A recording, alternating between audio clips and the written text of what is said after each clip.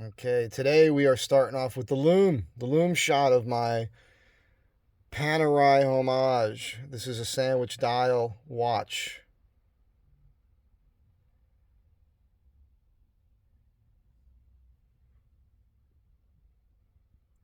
I made this band last night. Over the course of several days. We'll get this in the light in a moment. I just wanted to, sometimes I forget to do the loom.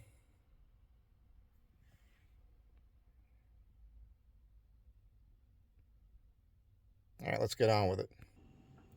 So, welcome back to the Palooka Watch channel. I haven't said that in a while.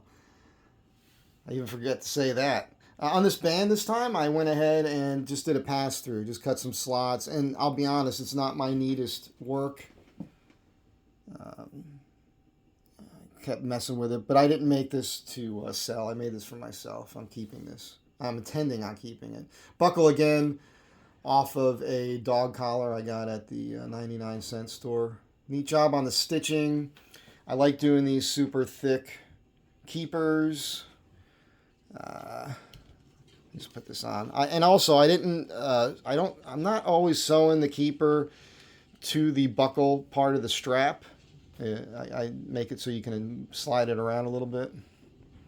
A little something different with the end of the strap there this time. Also, I finally figured out on this here, if I get the right size pricker for the strap, then I'll adjust my calipers there to go right to the point on each side and then put my stitching. So now I'm getting a nice squared off stitching line. I'll get the calipers out in a moment. We'll go over the watch. I made the bund on this more like a cuff length. This thing really wraps around my wrist, as you can see. I like the way that feels personally.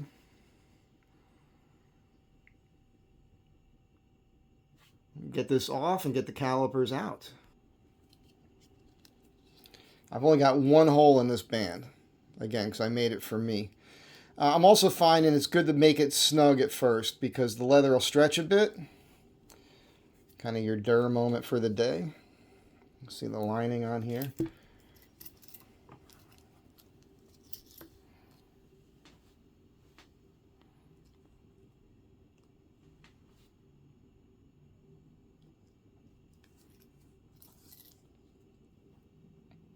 Oh, that's me.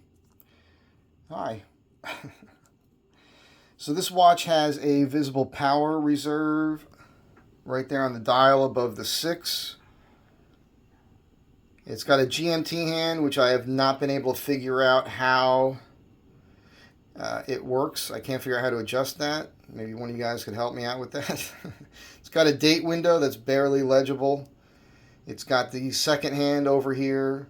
It's interesting because they even have these little windows. You'll see right next to the 9 it says 45, and on the other side it says 15. So those are for, I guess, the minutes. It's bizarre.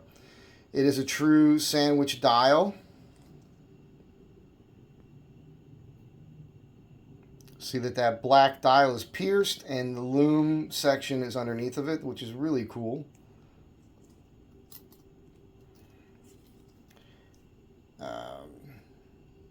On the original Panerai, there are, let's back this out of here, these plungers on the underside of the lugs that you would push right here and right here, and then that would release the pins. These are not spring bars. On this watch, they don't work. They're fake. So the way it works is there's just screws, which is really cool. This is something I'd like to see on a lot of dive watches, to be honest with you. So that screw in there, it's just a long rod, and it's got a pretty good amount of thread that goes into the other lug here. So it's not like a spring bar. It's not going to break on you. I don't know what this movement is. Let's see here. It's a nicely decorated movement. It's all turned. It's a gold tone. It might not show up on the screen as well.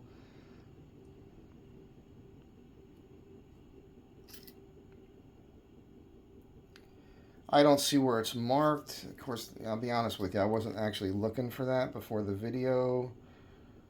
But I'm looking at it through the screen right now with you, and I'm not seeing any marks. There's no information on the back of the watch.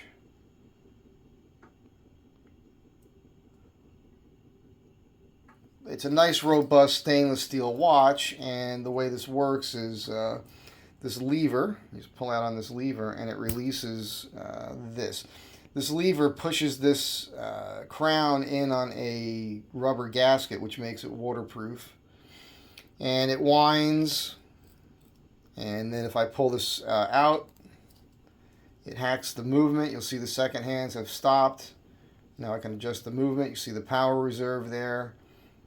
And yeah, it's that simple. So very cool. So the story I heard on these were that, well, I mean, the history is Panerai was an Italian company. They made watches for the frogmen during World War II. Italian frogmen, of all people. I believe Rolex made some of those parts for those watches back in the day. By the way, when you hear people talking about AR, anti-reflective coating on the lenses, and now you're seeing a reflection, that doesn't have anything to do with reflection. I don't think a lot of these guys realize what they're talking about. Anti-reflective is more about glare and like the sunlight. And I did a video on a Seiko land tortoise where I demonstrated that, where I got out in the yard, and that is a flat sapphire glass that has no AR, and it reflects the light back at the lens, so you could signal a plane with it. Whereas if I showed another watch that had AR coating, it will not reflect the sun's light back at you. That's what it is. If you take any watch, it's going to show a reflection or a little bit of glare in a video. So a lot of these guys, they're not talking about that correctly. But anyhow, let's get to these specs on this watch. I know some of you are curious.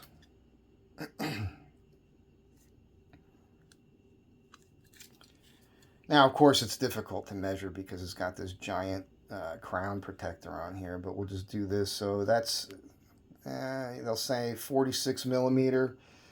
Thickness is 17.8. I'll tell you right now, I looked at this online and their dimensions don't match what I have. Yeah, on the listing I bought this from, it said 22 millimeter lugs, and you can clearly see here it's just over 24 millimeter. You'd call that 24 millimeter. And the lug-to-lug length on this is, just call that 49 millimeters. So, you know, there you have it. It's a tough-looking watch.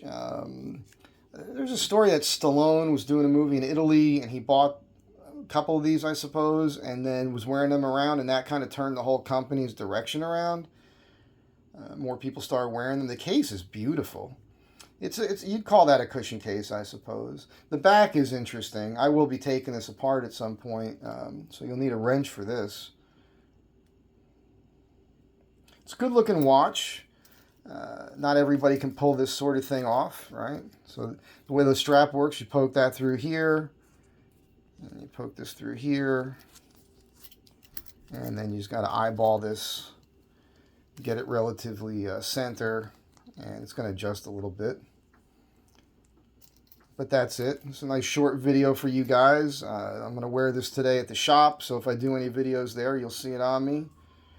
It's a good beater watch, you know, with presence. I'm also going crazy when I stitch these things. I didn't get this as flat as I would like it. I got pretty good at these where, like, I put the seams together and I start stitching, and then I can flatten out the seams where they made up. But this one rounded up on me a bit. It doesn't bother me at all. But these keepers are not coming apart. I don't see how any of this watch will come apart on you, or any of the ones I'm making. And I'm going to do another video real quick on Sabo, my buddy. He's a famous street artist, conservative street artist, and he has one of my watches. And last night he did an unboxing. So I'm going to put that together too, and I'll put these two up today. And then I really got to work on the home stretch on my latest project. So I hope you guys dig on this. I know it's not for everybody, but it's cool. Now have a great day. Be good to one another. Bye.